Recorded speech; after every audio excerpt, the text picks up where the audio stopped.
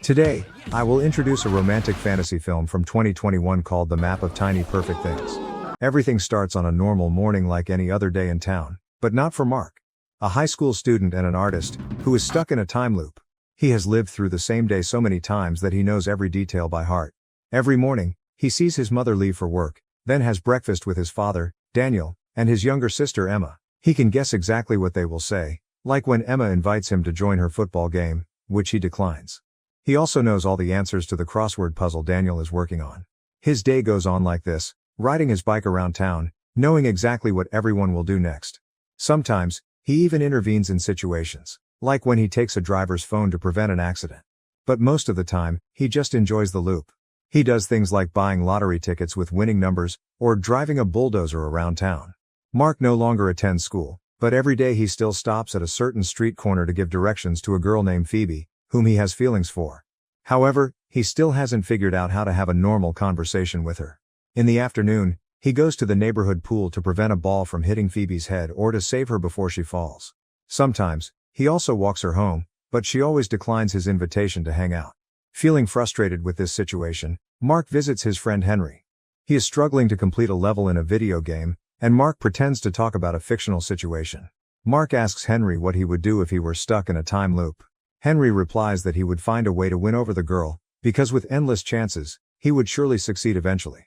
Henry also points out that everyone would want to escape the loop because the repetition and loneliness would eventually wear you out. Mark denies this, saying that he would be the king of the world. However, in reality, he also has moments when he feels lonely, especially when he has to avoid an important conversation with his father. Mark continues trying to approach Phoebe at the pool every day. One afternoon, Margaret shows up and catches the ball before it hits Phoebe's head. Mark is very surprised to see something unusual happening. Mark follows Margaret as she leaves, but she gets in her car and drives off before he can talk to her. In the following loops, Mark starts looking for Margaret, desperately wanting to know if anyone else is stuck with him. He waits at the pool, but she doesn't return there. He also tries calling the phone number on the lost dog flyer she dropped before leaving, but it's not her number. After many failed attempts, Mark accidentally ends up at a restaurant and discovers a manga book and a $100 bill left on a table. He guesses it must belong to Margaret, so he rushes out. After thinking he lost her on the bus, he finally finds Margaret leaning against a wall. Clumsily but determined, Mark asks her about the time loop. Margaret confirms that she is also stuck in it. The two start awkwardly talking about their experiences. They agree that it feels like they are the only ones still awake while everyone else is asleep. However, Margaret wants to leave, not interested in making friends with Mark. Not wanting to lose the only person who understands her, Mark convinces her to stay a little longer by showing her some interesting things he has discovered around town. For example, how a dog steals a man's phone. When Margaret receives an important call, she really has to leave. However, Mark convinces her to share her phone number so they can find each other again after the day ends, before the loop resets at midnight. Mark memorizes Margaret's phone number, and luckily, he still remembers it when the loop begins again. Then, Mark starts experimenting with different hairstyles and sending her pictures, but she doesn't reply. It isn't until he actually invites her to meet up that they begin sharing more about each other. Mark has to attend summer school, but he only goes twice. Mark's dream is to attend an art school, but his parents are only concerned with pushing him into advanced math classes. He wishes the loop wouldn't happen on the day Daniel wants to talk about his son's future. Meanwhile, Margaret is an AP student and dreams of becoming an astronaut. They also share the crazy things they've done in the loop. Mark once jumped onto a freight train and rode his bike through the school. Margaret had set her chess app to the highest difficulty level, but she still couldn't beat it. She had also stolen a friend's bike and taught herself how to drive. However, what she loved most was a special moment in the forest outside town. She took Mark there to show him. That special moment was when a bird flew down to the lake and easily caught a fish with its claws, something Mark admitted was truly amazing. After chatting for a while, Margaret took Mark home and left. In the next loop, Mark took Margaret to see the skateboarders, although most of them were really bad. However, there was one skateboarder who performed a beautiful flip, something that Mark found as interesting as the bird. Then, the two of them drove a steamroller through the streets. While Mark tried to figure out who the man Jared was, Margaret only said he was a medical student. Then, after eating a large amount of fast food and ice cream at a restaurant, Mark admitted that he thought this was the point of living in the loop. He felt that most of life was meaningless, but if it were like this, they could discover how wonderful life could be if they wanted to. This led him to an idea. Maybe they should find all the tiny perfect moments in town and collect them. Margaret was a little skeptical, as she didn't want to live fully like Mark, she just wanted to experience each day. However, she agreed when Mark pointed out that they only had each other, and this loop must have meaning. The first thing they did was leave random dollar bills at stores for others to find. Meanwhile, they discussed some theories about the fourth dimension, but Margaret didn't think this was the right time to talk about it. She believed they were the shadows of people in the fourth dimension. She also showed Mark the shape of a 4D cube by drawing it on the shop's glass window.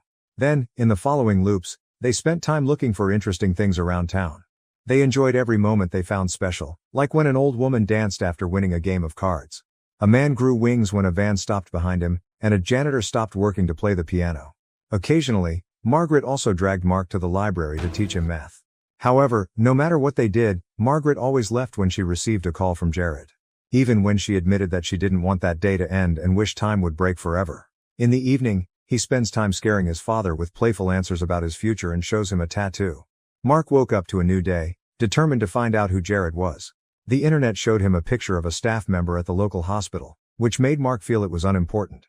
He decided to visit Henry for advice on how to handle the feelings he was developing for Margaret. Henry gave some ideas, suggesting that Mark should organize a secret date. Start with a casual gathering and gradually make it more romantic with each passing moment, until the perfect moment to kiss. Moreover, this secret date should show that Mark truly understands her. He began planning in detail, even bribing students in the art department to help him. Then, Mark took Margaret to the school gym, where he had set up a tranquility base model just for her.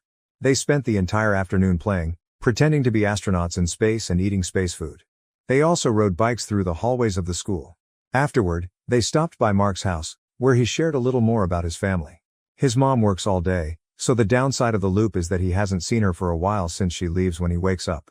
As for his dad, he recently quit his job to write a book about the American Civil War. However, Margaret avoided talking about her parents, and eventually, they both decided to watch a movie instead of discussing it.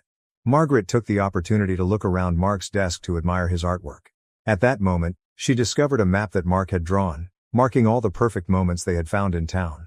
She was very impressed, especially when he admitted that he drew this map every morning. He hoped to find some kind of pattern, but so far, he hadn't noticed anything. As they sat close together and shared a sweet moment by the map, Mark tried to kiss Margaret, but she pulled back and said she couldn't do that. Mark tried to understand why Margaret rejected him, thinking it might be because of Jared, and felt there was something Margaret wasn't telling him. This made Margaret angry, and she explained that since they were stuck in the loop together, they shouldn't do anything to ruin their relationship. Therefore, collecting the perfect moments was enough. After Mark sadly agreed to just be friends, Margaret left to take her daily phone call. In the next loop, Mark was in a bad mood, so he didn't make his usual predictions.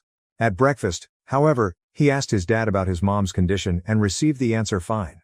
Afterward, he walked to Henry's house to share all his feelings with a close friend. But since Henry didn't understand what was happening, this only made Mark more frustrated. When he got home later, Mark was stopped by his dad, Daniel, to talk about his future. Unable to take it anymore, Mark finally lost his temper and yelled at his dad. He said that he had no future because time was broken and that it wasn't fair that he wasn't allowed to go to art school. Meanwhile, Daniel had quit his job to write a book about the midlife crisis. Afterward, Mark tried to go back to his room, but he was interrupted by Emma's violin playing. He went to her room to ask her to stop. After putting away the violin, Emma took the opportunity to ask him about the conversation with their dad and couldn't believe what she was hearing. When Mark replied that he hated how his dad quit his job to pursue his dreams, while he couldn't do the same, Emma explained that Daniel didn't quit, he was fired, not because he did anything wrong, but because the company no longer needed him. Daniel didn't admit this because he felt ashamed. Their mom was angry that Daniel lost his job, but she didn't say anything because it was too harsh.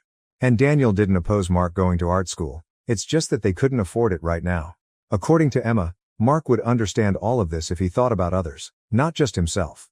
Feeling guilty for not paying more attention to those around him, Mark asked her about her soccer game, where her team lost 3-0. In the next loop, Mark went to see his algebra teacher, Mr. Pepper, who didn't remember him because Mark had only attended class twice. Mark asked him what could cause a time loop. He shared a series of theories he found on the internet, from cosmic loopholes to magical curses. Mr. Pepper dismissed all of these theories, except for the singularity theory, which he admitted might be reasonable. Now, Mark thought that the only thing he needed to do to escape the loop was to board a plane and fly out of it. The next time Mark met Margaret, they realized they had found every perfect moment in town, but time still hadn't reset. Mark felt frustrated, but Margaret didn't understand why, as they were truly free in a world that felt like the living, yet also like the undead. However, this no longer worked for Mark. He wanted the things he created to last more than a day and desired to experience having a career. To help distract Mark from these thoughts, Margaret took him to a model house. They both began destroying everything inside the house, which was fun, but Mark continued to bring up the idea of escaping the loop. After the destruction, Margaret pointed out that adulthood was essentially just being stuck in a boring routine. She thought it wasn't worth pursuing, since they could have all the time in the world. But Mark replied that, in fact, they didn't have time, because time is something you can't get back once it's spent. Hearing this, Margaret agreed to try Mark's plan. The next morning, they boarded a flight to Tokyo. However, Margaret felt anxious, and when Mark began playing with his sleep mask, she took the opportunity to sneak away. By the time Mark realized she was gone, it was too late. The flight had already taken off. Though he received a message from Margaret apologizing, Mark decided to use the flight to create a piece of art. When it came time to cross the international date line, Mark braced himself to see what would happen. Unfortunately, the plan didn't succeed, and Mark woke up to the same day. When Mark went downstairs for breakfast, he behaved much calmer than before. This made his sister, Emma, respond more pleasantly. Something that had never happened before. Noticing that polite behavior yielded better results, Mark asked Daniel about the book he was writing. The two began to have a friendly conversation. Afterwards, Mark and his dad went to watch Emma's soccer game. And this time, her team scored. This inspired Mark to live the repeated day in a completely different, more positive and selfless way. He gave a winning lottery ticket to a random woman. Next, Mark used an excavator to rescue a cat stuck in a tree, danced with the elderly woman. Mark clapped along to the music played by the janitor, and even attended algebra class. This time, thanks to his lessons with Margaret, Mark impressed Mr. Pepper. He also spent more meaningful time with Henry and Emma, even joining the skateboarding group to try a stair jump. However, he fell and broke his wrist. When he went to the hospital for a cast, Mark unexpectedly ran into Margaret. He decided to follow her and eventually discovered the secret behind Margaret's distance. Her mother, Greta, was in the final stages of cancer. The next time the day repeated, Mark woke up with tears in his eyes, and he rushed outside to stop the car and hug his mom before she went to work. Afterwards, Mark went to meet Henry, and they played video games together. He told Henry the entire story about Margaret. Mark realized that before, he thought this was his love story, where he was the main character. But in reality, this was always Margaret's story, who just wanted time to stop so that her mother wouldn't leave. Meanwhile, Margaret was visiting her mother, Greta. She confessed that she couldn't stop thinking about a boy and that she had ruined everything. Greta advised her daughter that it's never too late to fix mistakes. Then, Margaret failed in a chess game while sitting in a position where the light gave her angel wings. It was one of the perfect moments she and Mark had found. At that moment, she saw the missing dog wandering through the neighborhood. Margaret saved the dog, but she didn't return it to its owner, because she realized it would just get lost again. The next day, Margaret realized Mark had been right. Everything they tried to fix would fall apart again. Instead, she decided to visit Henry to help him through a difficult level in the video game. The way the character died and revived multiple times, but eventually found a way to keep going, gave her an epiphany. Margaret realized that death is truly terrifying, but if you don't face it, you lose yourself. When the game displayed the map on the TV screen, it sparked an idea in her. She remembered Mark's words that perfect moments could create a pattern, but he couldn't find it. So Margaret took the map of the town and started marking all those little moments to uncover a pattern. After revisiting all the moments and studying the map for hours, she still felt like something was missing. Time. Using string, she created a three-dimensional model to represent the time and place of the perfect moments. The shadow of this model formed a 4D shape, but still lacked one vertex. Based on her calculations, Margaret realized that the final moment would happen at 7 p.m. at the swimming pool. In the next loop, Margaret visited her mother, Greta, to express her fear of losing her. But Greta reassured her that she would be fine. Margaret could definitely get through this, as long as she allowed herself to enjoy all the perfect moments in life. Then, Margaret went to the swimming pool a few minutes before 7 p.m. and met Mark there. She explained the model she had discovered, but Mark confessed that he knew about Greta's condition. He said that he didn't want to leave the loop anymore because he couldn't abandon her in this situation. Moved by Mark's words, Margaret revealed a secret. The night before the loop began, she had learned that Greta didn't have much time left.